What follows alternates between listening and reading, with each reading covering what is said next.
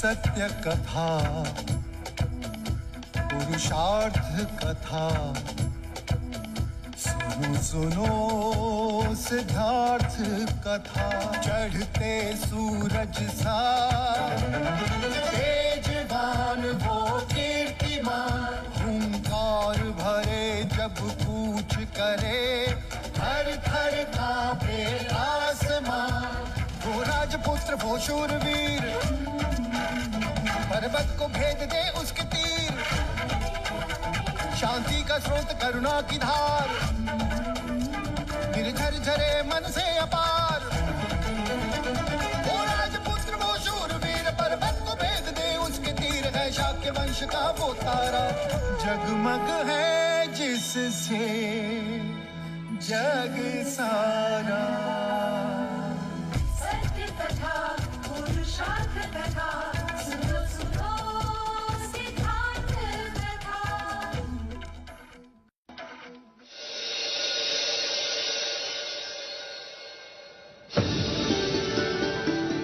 कहिए राजा द्रोणोदन, आपने हमारा देवदाह तो देख ही लिया। अब बताइए कि क्यों शाक्यों की राजधानी मानने से इसे विरोध किया जा रहा है? किस बात में कम है हमारा देवदाह आपकी कपिलवस्तु से? भाग्य में, भाग्य की कमी। अर्थात आप हमारे देवदत्त के भाग्य को ही ले लीजिए। आयु में सिद्धार्थ से बड़ा है, शिक्षित है, शूरवीर है, परंतु भाग्य से युवराज का पद तो सिद्धार्थ को ही मिला। क्या मैं अंदर आ सकती हूँ? आओ यशोधरा, आओ। ये सारे पकवान मैंने स्वयं अपने हाथों से बनाए हैं मजले मामा। उत्तम। महाराज, आपने यशोधरा को क्षमा करके हमारे हृदय का भार हल्का कर दिया। और बताइए, महाराज शुद्धोदन के पुत्र का परीक्षा में प्रदर्शन कैसा रहा? षड्यंत्र रच के विजयी हुए हैं युवराज। वैसे परीक्षा के पश्चात उन्होंने स्वयं को पूरे कपिलवस्तु के सामने डरपोक और रणछोड़ प्रमाणित कर दिया। वो कैसे? चीते का आखेट छोड़कर जंगल से बच्चे को उठाकर ले गए। वो तो हमारा देवदत्त था जिसने चीते का सर काटकर महाराज के चरणों में अर्पण कर दिया। फिर तो ये बात शाक्य कुल में फैला देनी चाहिए कि उनका होने वाला सम्राट डरपोक है। सिद्धार्थ की जगह देवदत्त को ही सम्राट बनाया जाए, क्यों? क्षमा करें मजले मामा, पर अब अर्ध सत्य कह रहे हैं। क्या सिद्धार्थ ने एक बच्चे के प्राण नहीं बचाए? क्या सिद्धार्थ ने सारी परीक्षा प्रथम रहकर उत्तीर्ण नहीं की? आपको विश्वास नहीं होगा, परंतु सिद्धार्थ को कपिलवस्तु की प्रजा अपने हृदय में बसाती है। तारे की चमक को कोई लाख मिटाने का प्रयत्न करे, पर तारा चमकता ही है मजले मामा।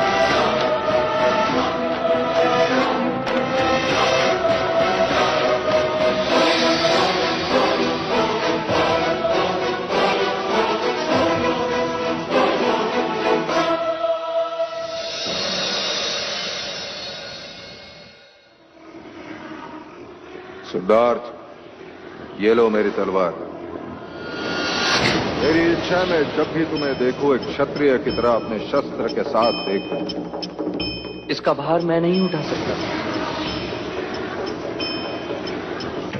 सिद्धार्थ की आचार्य कौंडिन्य के साथ घनिष्ठता बढ़ रही है। ये उन्हीं की संगत और शिक्षा का परिणाम है कि सिद्धार्थ ध्यान की तरफ आकर्षित हो रहे हैं।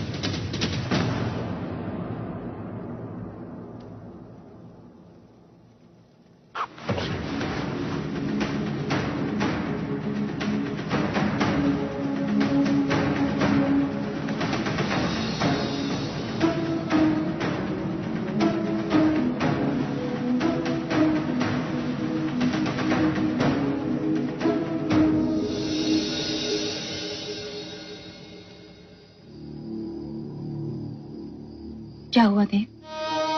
नींद नहीं आ रही? हाँ, मन में इतना उद्वेग पहले कभी नहीं था देवी। मैं सिद्धार्थ को समझ नहीं पा रहा। कहीं वो ऐसा कोई कार्य न कर बैठे जिससे हमारे पूर्वजों का नाम कलंकित हो। परंतु वो अर्थहीन बातें नहीं करता। हाँ, उसकी बातें सत्य होती है, फिर भी मैं उससे अप्रसन्न रहता। क्यों पता नहीं प्रजापति। क्योंकि आप चाहते हैं कि हमारा पुत्र आपके मार्ग पर चले, पर वो विलक्षण प्रतिभा है। वो अपना मार्ग स्वयं सोचता है। वो उनमें से नहीं जो आंखें मूंद कर पीछे पीछे चलते हैं। परंतु अकेले जाने पर मनुष्य भटक भी सकता है प्रजापति। बस यही भय आपके उद्वेग का कारण है। यदि असित मुनि नहीं आते और सिद्धार्थ का भविष्य नहीं बताते तो ये भय कभी नहीं होता और आपको सिद्धार्थ की सभी बातें सहज लगती। सत्य कह रही हो तुम। उसकी बातें मैं सहज स्वीकार नहीं करता। क्योंकि आप उससे बहुत स्नेह करते हैं। तो कुछ अनुचित करता हूं क्या? नहीं, पर मर्यादा से अधिक सावधानी भी कभी कभी संकट बढ़ा देती है। आइए देव।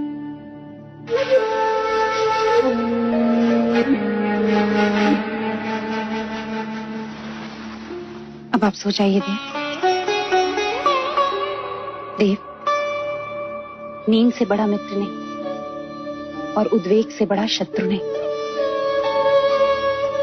कुछ बातें ईश्वर पर भी छोड़ देनी चाहिए, वो सब ठीक करे।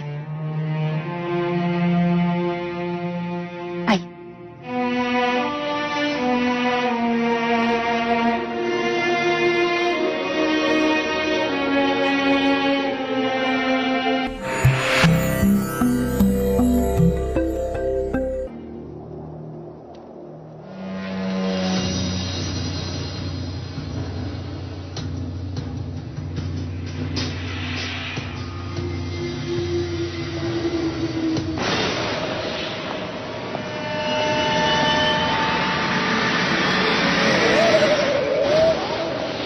सिद्धार्थ! सिद्धार्थ!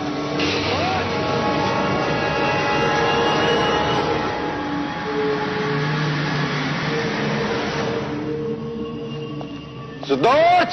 सिद्धार्थ! सिद्धार्थ! सिद्धार्थ! सिद्धार्थ!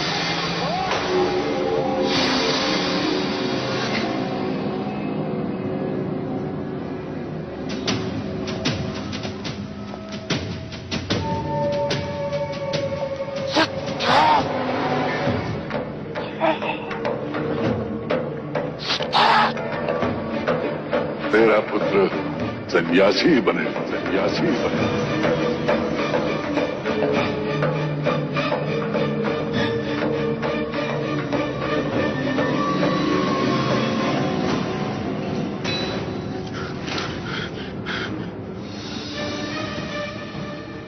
देव,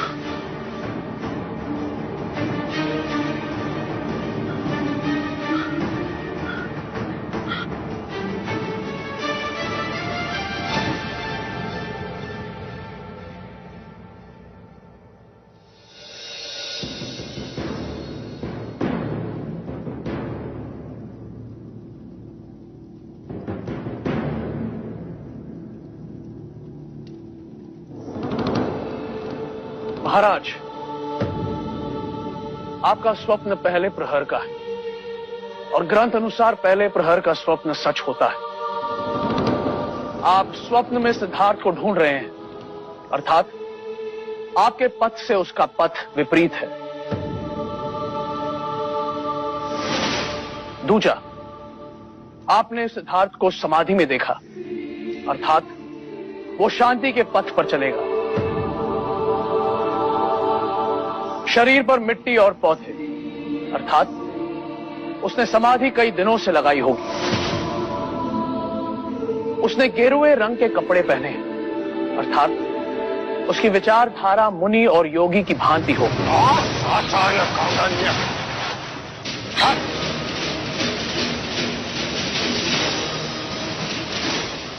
कृपया शांत हो जाइए महाराज। महाराज विचलित ना हो। पहले प्रहर के स्वप्न सत्य होते हैं, किंतु उसके एक नहीं कई संकेत होते हैं। स्वप्न का आकलन व्यक्ति विशेष पर निर्भर करता है। स्वप्न में आप उन्हें खोज रहे थे, इसका अर्थ यह है कि किसी बात पर वो आपसे कहीं आगे निकल जाएंगे। स्वप्न में आपने उन्हें समाधि में पाया, इसका अर्थ यह है कि युवराज का संकल्प दृढ़ है, जो वो ठानेंगे वो करके रहेंगे। आपने उन्हें मुनि की भांति देखा, अर्थात लोग जैसे एक मुनि को पूछते हैं, युवराज को भी वैसे ही पूछेंगे। महाराज, हम सब जानते हैं कि युवराज की जन्म कुंडली में कई सिद्ध योग हैं, और जिस राजा का संकल्प दृढ़ होता है वही चक्रवर्ती होता है। मैं आपके कथन से सहमत हूं कि स्वप्नों का आकलन व्यक्ति विशेष पर निर्भर करता है। आचार्य कौंडिन्य,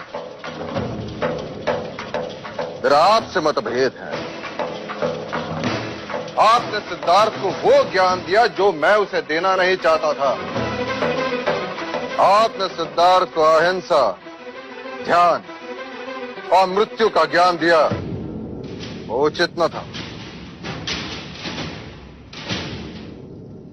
कुलगुरु वाचस्पति ने सच कहा महाराज। आकलन व्यक्ति विशेष पर निर्भर करता है। जो बालक 8 वर्ष की आयु में सारे शास्त्र कंठस्थ कर लेता हो, उससे क्या छुपेगा। महाराज, वेदों और शास्त्रों में जगह जगह पर जीवन, मरण, मोक्ष, मुक्ति का उल्लेख है। केवल इन उल्लेखों और उपदेशों से कोई सन्यासी नहीं बन जाएगा। अब तक शमशान वैराग्य की भावना उनमें नहीं हुई है, क्योंकि उन्होंने अब तक किसी भी मनुष्य की अथवा अपने स्वजन की मृत्यु नहीं देखी। उन्हें मनुष्य रोग की अनुभूति नहीं हुई है। और रही बात अहिंसा और ध्यान की, तो अहिंसा उनका स्वभाव है और ध्यान उनकी रुचि। महाराज, स्वभाव और रुचि मनुष्य अपने साथ लेकर जन्म लेता है, उसे सिखाया नहीं जाता। एक पक्षी की पीड़ा अथवा एक जीव की मृत्यु देखकर जो बालक विहाल हो जाता है, मनुष्य के दुख उसके लिए अमूल्य होंगे। आप, हम, यहां उपस्थित सब मोक्ष प्राप्त करना चाहते हैं। प्राप्त करने के कई मार्ग, भक्ति, वैराग्य, ज्ञान। अब कौन सा मार्ग चुनना है, इसका आकलन भी व्यक्ति विशेष पर निर्भर करता है। फिर भी यदि आप सब गुणी जनों को मेरी शिक्षा प्रणाली अनुचित लगी हो, तो मैं क्षमा चाहता हूं। महाराज, मुझे यहां से जाने की अनुमति दे दीजिए।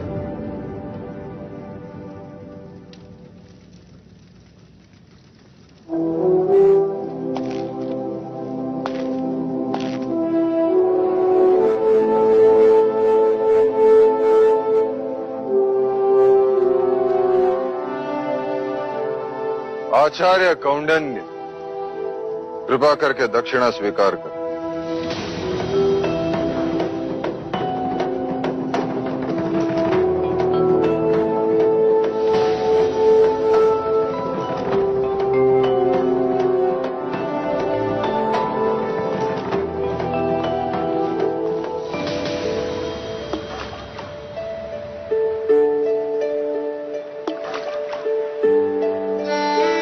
ऐसा क्यों होता है चन्ना? जब मनुष्य के जीवन में कोई साथ आता है तो उसे खुशी होती है, और जब छोड़कर चला जाता है तो ग्लानि। देवी गोपा के जाने का दुख है आपको?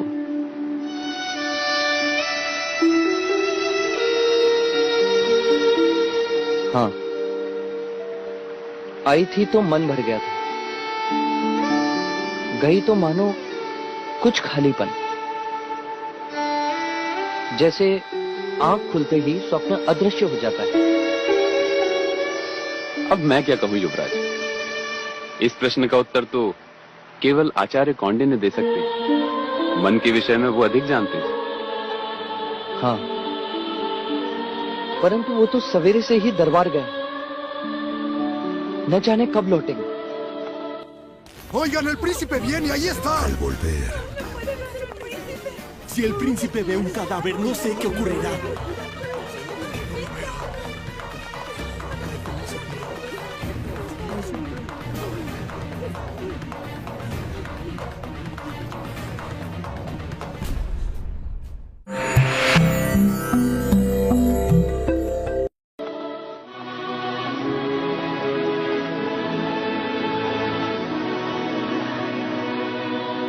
कुलगुरु, मैं दक्षिणा स्वीकार नहीं कर सकता। क्यों आचार्य? क्योंकि युवराज को दी गई मेरी शिक्षा महाराज को उचित नहीं लगी। आप उचित अनुचित को भूल जाइए आचार्य। कृपया आप इस दक्षिणा को स्वीकार कीजिए। नहीं, मैं अपनी शिक्षा के प्रतिफल में दक्षिणा लेता हूं। केवल एक ब्राह्मण होने के नाते आश्रित होकर भिक्षा नहीं मांगता। क्या आप मुझ पर आक्षेप कर रहे हैं आचार्य कौंडिन्य? क्या आपने महाराज को प्रसन्न करने के लिए असत्य नहीं कहा? नहीं आचार्य, मैं इस राज्य का कुलगुरु हूं। मेरा कर्तव्य यह है कि मैं राजा के प्रति, इस राज्य के प्रति निष्ठावान रहूं। कहीं उनका विश्वास खंडित ना हो जाए। वो चिंता मुक्त रहें कि वो अपनी प्रजा का अच्छा पालन कर सके। क्या आपको ज्ञात नहीं कि असित मुनि के एक कथन से पूरी की पूरी एक पीढ़ी को कपिलवस्तु से निकाल दिया गया था? और आपका भी इस राज्य के प्रति यही कर्तव्य था आचार्य कौंडिन्य कि आप युवराज को क्षत्रियता का पाठ पढ़ाते, ताकि एक सन्यासी का। कुलगुरु, आत्मा भाग्य को साथ लेकर आती है। आपके अथवा मेरे कहने से कोई सन्यासी नहीं बन जाता। मैंने युवराज को वो प्रत्येक शिक्षा दी है जो एक गुरु को अपने शिष्य को देनी चाहिए। क्षमा कीजिएगा गुरुवर्य, जीवन निर्वाह के लिए जो शिक्षा से समझौता करे उसे गुरु नहीं कहते।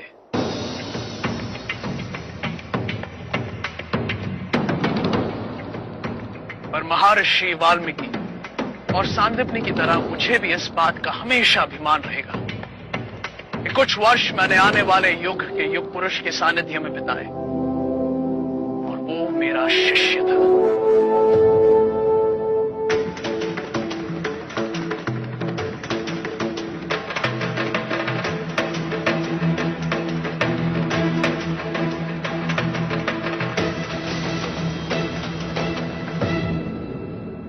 कौंडिन्य के विचार तो आपने सुने भाई महाराज।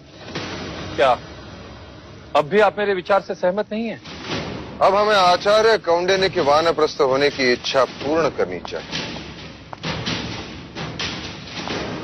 आपका क्या सुझाव है कुलगुरु वाचस्पति? राजन, उनके विचार और हमारे विचार भिन्न हैं। अर्थात आपका भी यह मानना है कि आचार्य के वानप्रस्थ होने की इच्छा पूर्ण कर दी जाए। परंतु महाराज, उनका रिक्त किया स्थान कोई पूरा नहीं कर सकता। और मैं शाक्यों का सिंहासन रिक्त नहीं रख सकता अमात्य। मैं सिद्धार्थ को सन्यासी बनते नहीं देख सकता। यदि युवराज के हित को देखा जाए राजन, तो कौंडिन्य की इच्छा को तुरंत पूर्ण करना चाहिए। युवराज वन में जाएं या ना जाएं, परंतु आचार्य कौंडिन्य को वन में जाना ही होगा। सिद्धार्थ! सच कहते थे आचार्य कौंडिन्य। कभी कभी आंखें खुली होते हुए भी मनुष्य बेध्यान हो जाता है। ऐसे कैसे? देखो, हम निकले थे महल जाने के लिए, परंतु पहुंच गए नगर द्वार। सुनिए ना, क्या हो गया आपको? अभी तो बीते भाई लोगों से क्या हो गया? क्या हो जाने, कुछ बोलिए तो सही। अभी तो ठीक से क्या हो गया? कोई क्यों नहीं रहे? जागिए ना, कुछ बोलिए तो। पापा को क्या हो गया? ये नहीं रहे।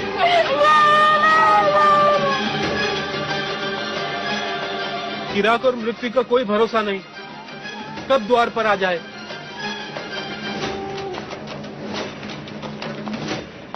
अरे वो देखिए, युवराज आ रही है, युवराज। अगर युवराज ने इनके मृत शरीर को देख लिया तो क्या होगा? हमारा तो नगर निकाला हो जाएगा। देखो, हम ऐसा बर्ताव करते हैं जैसे कि कुछ हुआ ही ना हो।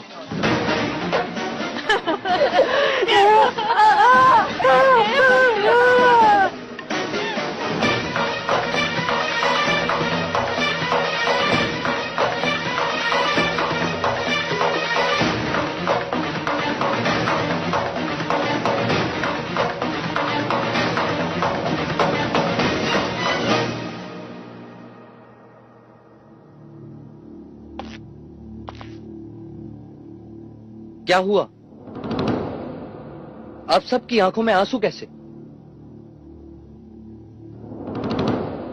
अब क्या बताएं युवराज, वो अभी अभी सूखी हवा की ऐसी आंधी आई कि सबकी आंखें गीली कर गई।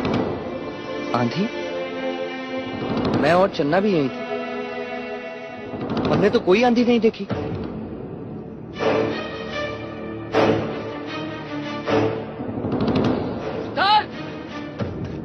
सिद्धार्थ, क्या हुआ? क्यों सांसों से तेज दौड़ रहे हो? इतने भयभीत क्यों हो? आचार्य कौंडिन्य कपिल वस्तु के गुरुकुल को छोड़कर हमेशा के लिए जा रहे हैं।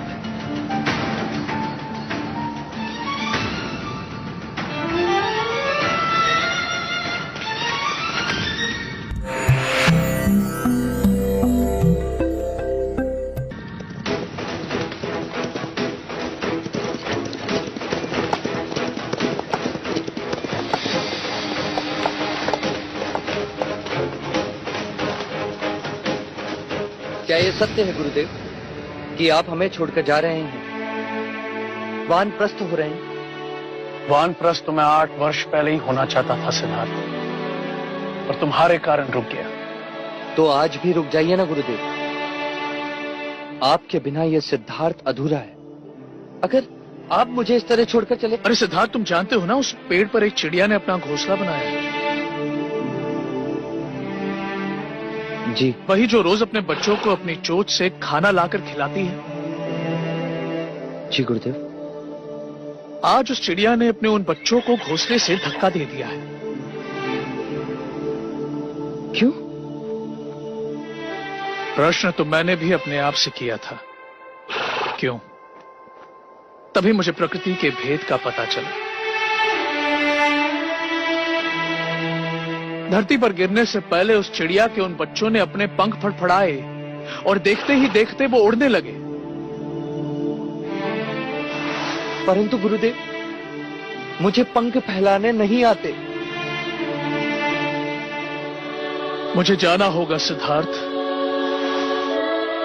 मेरा कर्तव्य पूरा हुआ। मैंने अपना संपूर्ण ज्ञान तुम्हें दे दिया है। अब संन्यास आश्रम का समय आ गया है, और संन्यास आश्रम का मार्ग वानप्रस्थान से ही है। शास्त्रों में 4 आश्रम का ज्ञान दिया है, और हर एक आश्रम का अपना एक महत्व है। परंतु गुरुदेव, मेरी शिक्षा तो अभी अधूरी है। आपने मुझे वानप्रस्थ और संन्यास आश्रम का ज्ञान तो दिया ही नहीं। आचार्य कौंडिन्य, मेरा आपसे मतभेद है। आपने सिद्धार्थ को अहिंसा, ध्यान और मृत्यु का ज्ञान दिया, वो उचित न था। कुछ बातें समझाई नहीं जाती सिद्धार्थ, समय के साथ साथ समझ में आती है। राग, द्वेष, मोह, माया, वासनाओं के बंधनों में बंधोगे तभी उसे छोड़ने का ज्ञान होगा। जिसका अनुभव नहीं, उसकी बातें भी निरर्थक हैं। जैसे फल को पेड़ से तभी उतारा जाता है जब वो पूरी तरह पक जाए, वैसे ही वानप्रस्थ और संन्यास आश्रम का ज्ञान तुम्हें गृहस्थ आश्रम के पश्चात ही होगा। परंतु गृहस्थ आश्रम के पूर्ण होने के पश्चात मैं आपको कहां ढूंढूंगा? उस समय तुम्हें मुझे ढूंढने की आवश्यकता नहीं होगी सिद्धार्थ, तुम स्वयं ज्ञानी हो जाओगे। कदाचित मैं ही तुम्हें ढूंढते हुए आ जाऊं। ये लो, इसमें मेरा सारा ज्ञान संजोए रखा है मैंने। उचित समय आने पर इसका चिंतन करना। तुम्हारे कुछ प्रश्नों के उत्तर तुम्हें अवश्य मिल जाएंगे।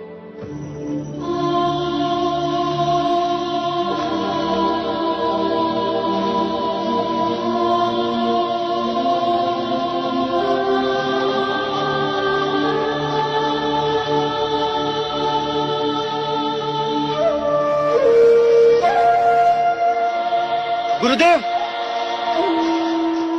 रुक जाइए गुरुदेव, आपके बिना मैं अकेला रह जाऊंगा। गुरुदेव, रुक जाइए आचार्य।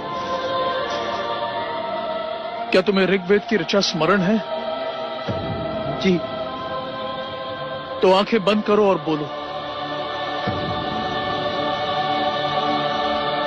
तत् त्वम असि, सह अहम अस्मि, अहम ब्रह्मास्मि।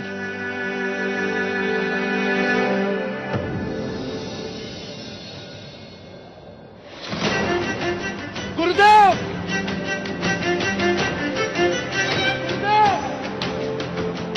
जीवन किसी एक स्थान पर रुकता नहीं, जैसे नदी का पानी बहता रहता है। यदि वो एक स्थान पर रुक जाए तो दूषित हो जाता है। अपने मन को शांत करो, ध्यान में बैठकर अपने विचारों पर, अपनी भावनाओं पर संयम पाने का प्रयत्न करो। शांत मन मनुष्य के प्रत्येक समस्या का चिकित्सक होता है। तुम्हें अपने आप मुक्ति मिलेगी।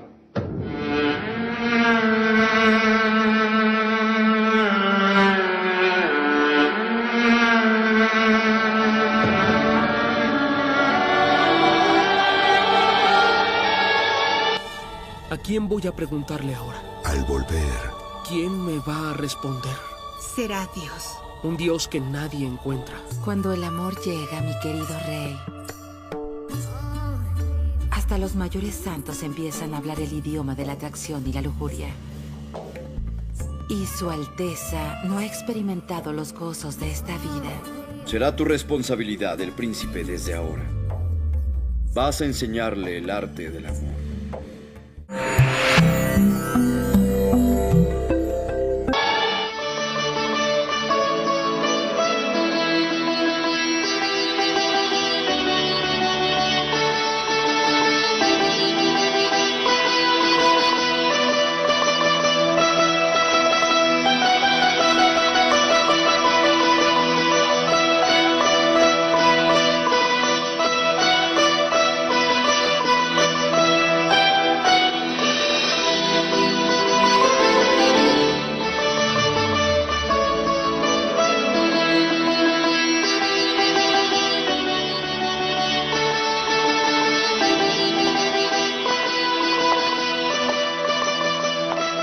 क्षमा कीजिएगा महाराज, किन विचारों में खोए हैं आप? नृत्य में भी आपका ध्यान नहीं है।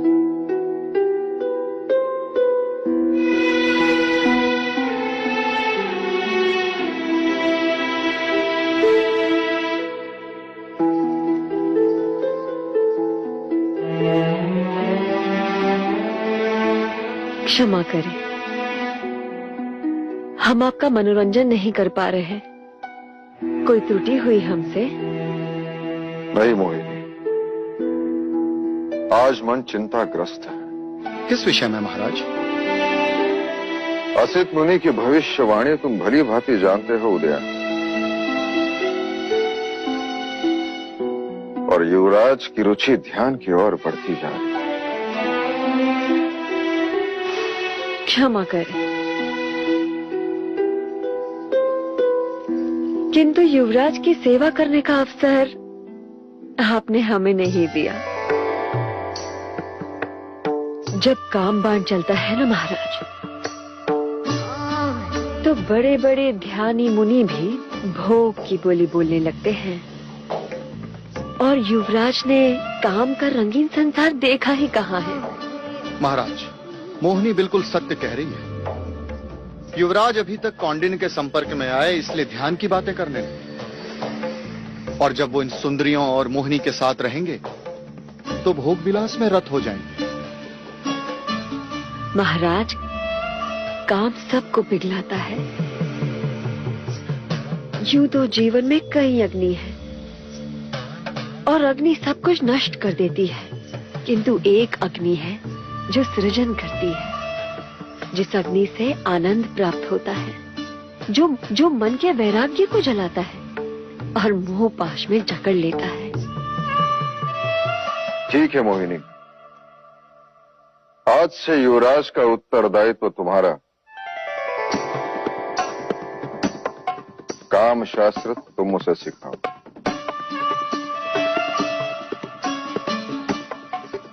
महाराज, इस काम वासना से आज तक कोई नहीं छूटा है। युवराज को काम शास्त्र का पाठ हम पढ़ाएंगे। और हाँ महाराज, शिरच्छेद कर दीजिएगा हमारा, यदि युवराज कामारूढ़ न हो जाएं तो।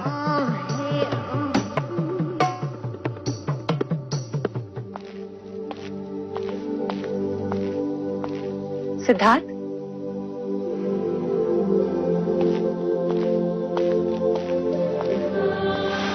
जीत रहा। किन विचारों में डूबे?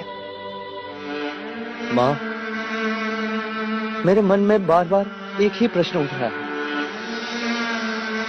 यदि मुझसे कोई अपराध हुआ है तो मुझे दंड दे। आचार्य कौंडिन्य को पद से हटाने की क्या आवश्यकता थी?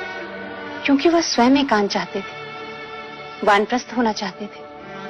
उन्हें तो अपनी इच्छा से एकांत मिल गया और मुझे अकेलापन। आचार्य कौंडिन्य मेरे हर प्रश्न का उत्तर थे, मेरी जिज्ञासा का प्रत्युत्तर थे। अब मैं किससे प्रश्न करूंगा और किससे उत्तर पाऊंगा? ईश्वर से। ईश्वर जो स्वयं एक प्रश्न है, वो प्रश्न के उत्तर क्या देगा? जो ईश्वर बोलता नहीं, जो ईश्वर देखता नहीं, वो ईश्वर जिसका कोई ठिकाना नहीं। नहीं सिद्धार्थ, बल्कि यूं कहो कि सारी सृष्टि उसका ठिकाना है।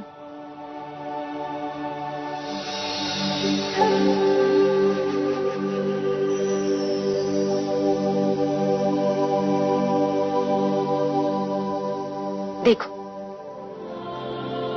ये सूर्य भी ईश्वर का एक रूप है जो दिखाई देता है, जो अपने धूप से तुम्हें छूता भी है और अपने उजाले में सृष्टि का ज्ञान देता है। क्या ये किसी गुरु या आचार्य से कम है? और संध्या में जब ये डूब जाता है तो हम निराश नहीं होते। क्यों? क्योंकि हमें विश्वास है कि यह कल फिर आएगा, एक नई सुबह के साथ। सिद्धार्थ, ईश्वर के एक नहीं अनेक रूप होते हैं। कभी वो आचार्य कौंडिन्य के रूप में आता है तो कभी सूर्य बनकर, कभी मित्र के रूप में आता है तो कभी पुत्र बनके। न जाने कल तुम्हें किस रूप में मिल जाए।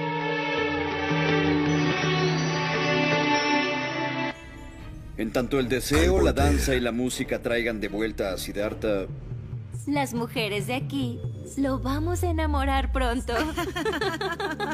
Vamos a arrancarle el desapego que tiene ahí dentro. Solo debe dejárnoslo a nosotras.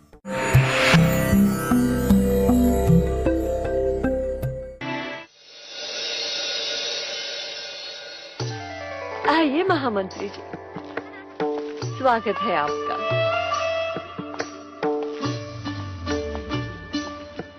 सुंदर, अति सुंदर। युवराज अवश्य पसंद करेंगे। देवियों, आज तक केवल क्षत्रिय अपनी मातृभूमि के लिए युद्ध करते आए हैं। अपने तलवार के बल पर शत्रुओं पर विजय प्राप्त करते आए हैं। परंतु इस बार ये कार्य आप लोगों को करना है। तलवार तो हम उठा नहीं सकते, हम तो बस पलकें उठा सकते हैं। तलवार से अधिक बेधक शस्त्र हैं आपके पास। आपका सौंदर्य, आपका श्रृंगार, आपकी ये भाव भंगिमाएं, रति जैसी मादकता और उन सब से सर्वोपरि आपकी पुरुषों को समझने की क्षमता। युवराज स्वभाव से उदास है, करुणा से भरे हैं, दूसरों के दुख को अपना दुख समझते हैं। अब आपका ये कर्तव्य होगा कि आप सब उन्हें वैराग के विपरीत उंगली पकड़कर जीवन का आनंद प्राप्त करने की शिक्षा दें। उन्हें समझाएं कि संसार में जितना दुख है उससे कहीं अधिक सुख है। ये रंगीन रातें, ये मादक शरीर, ये सुर सुरा, ये वो सुख है जिससे उनके मन में उठने वाली वैराग की भावना सदा के लिए समाप्त हो जाए। हम तो युवराज को देखने को बड़े आतुर हैं। और हम आपको उनसे मिलवाने को। जो गणिका उनके आसक्ति का कारण बनेगी वो सम्राज्ञी का सम्मान पाएगी। अति उत्तम। आप चिंतित ना हो महामंत्री जी। जीवन का ऐसा आनंद ना तो कभी उन्होंने सोचा होगा और ना ही कभी पाया होगा। उदासी उनकी दास होगी और आनंद उनका साथी।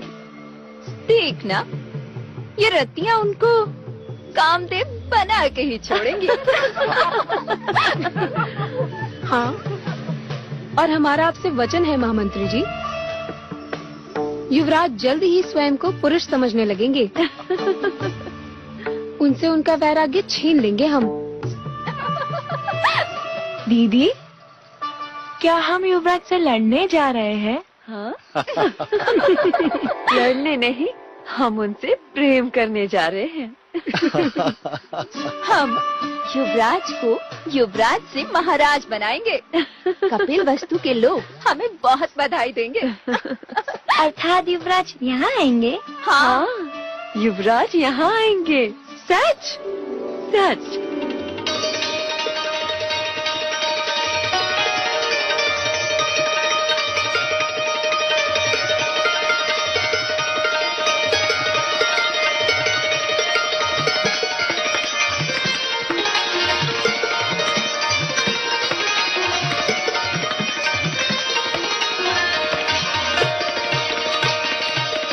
उत्तम, अति उत्तम।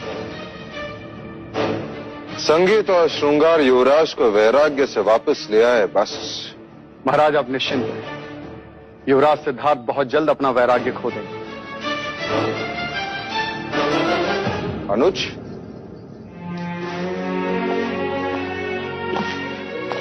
प्रणाम महाराज। तुम देवदास से कब लौटे? अभी अभी लौटे महाराज। अभी तक खुश तो है? जी। और महाराज दंड पानी?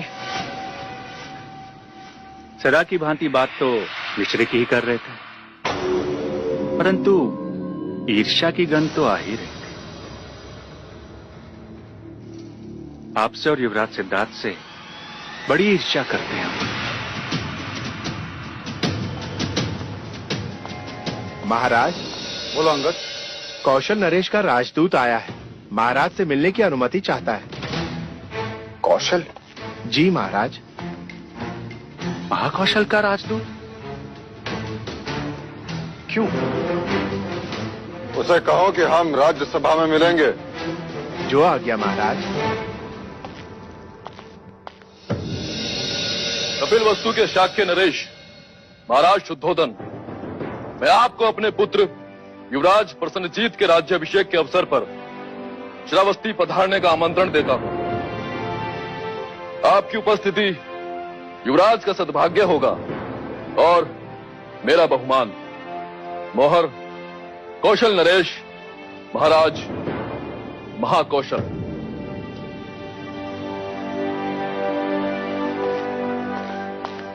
महामंत्री, कौशल राज को संदेशा भेजो कि उनके आमंत्रण के लिए हम आभारी हैं। पुत्र का राज्याभिषेक हर पिता के जीवन के लिए सौभाग्य होता है।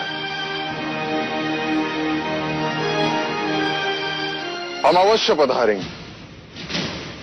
महामंत्री, राजदूत को उनका सम्मान दिया जाए। जो आज्ञा।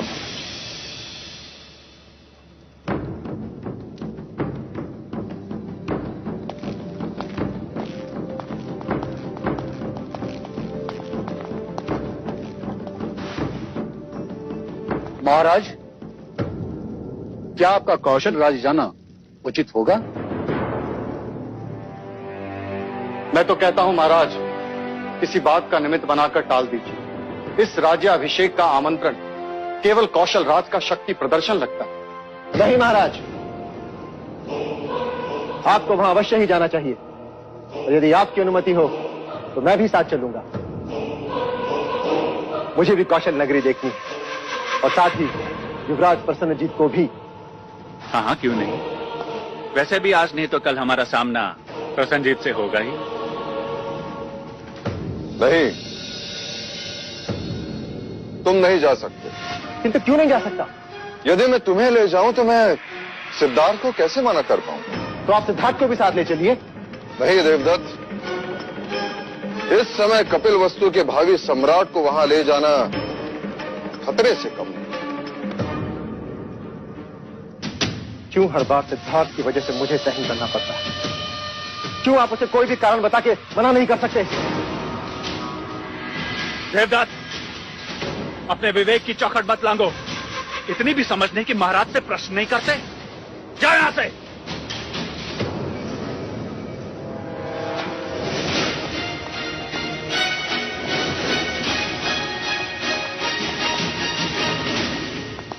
महाराज,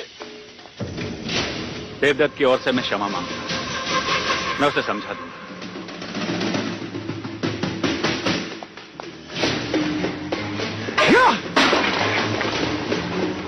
देवदत्त! देवदत्त!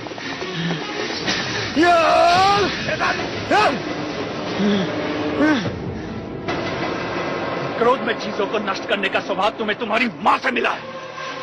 मां से कुछ तो मिला, पिता से तो कुछ भी नहीं।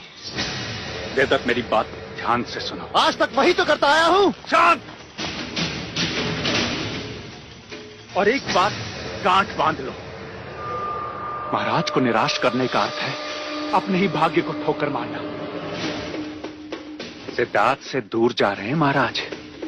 उसे भोग विलास में इतना डुबो दो कि सांस लेने की सुध न रहे। उससे क्या होगा? विलास का अतिरेक उसे निष्क्रिय बना देगा। तलवार जब अधिक समय तक मयान में रहती है तो उसे जंग लग जाता है, और जंग लगी हुई तलवार पर प्रजा कभी भरोसा नहीं करती। समझे?